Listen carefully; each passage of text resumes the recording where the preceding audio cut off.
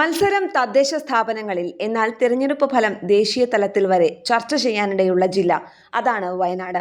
പ്രിയങ്ക ഗാന്ധിയുടെ ലോക്സഭാ സീറ്റ് ഉൾപ്പെടുന്ന വയനാട് ജില്ല ദേശീയ തലത്തിൽ നോക്കുമ്പോൾ കോൺഗ്രസ് നേതാവ് രാഹുൽ ഗാന്ധിയുടെ മുൻ ലോക്സഭാ മണ്ഡലം കൂടിയാണ്. അതിനാൽ തന്നെ വയനാട്ടിലെ മത്സരത്തിന് VIP പരിവേഷമേറെ.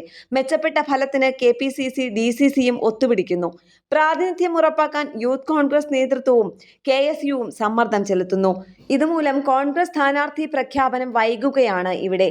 അതിനിടെ ഇടതുമുന്നണി നേതൃത്വം വയനാട്ടിലെ വിവിധ ഡിവിഷനുകളിൽ സ്ഥാനാർത്ഥികളെ പ്രഖ്യാപിച്ച് പ്രചാരണത്തിൽ മുൻപിലുമാണ്. UDFിലെ സംഷാദ് മരക്കാർ ജില്ലാ പ്രസിഡന്റായി. 2020 കൽപ്പറ്റ, സുൽത്താൻ ബത്തേരി മുനിസിപ്പാലിറ്റികൾ ഇടതുമുന്നണി ഭരിച്ചപ്പോൾ മാനന്തവാടിയിൽ 20 സീറ്റ് നേടിയ UDFിനായിരുന്നു ഭരണം. ബ്ലോക്കുകളിൽ 4-ൽ 2 വീതം ഇരുമുന്നണികളും ഭരണത്തിലേറി. കൽപ്പറ്റ, പനമരം UDFും മാനന്തവാടി, സുൽത്താൻ ബത്തേരി LDFും. 2015 കൈവിട്ടത് ഉൾപ്പെടെ 23-ൽ 16 ഗ്രാമപഞ്ചായത്ത് നേടിയാണ് 2020 UDF ശക്തി തെളിയിച്ചത്.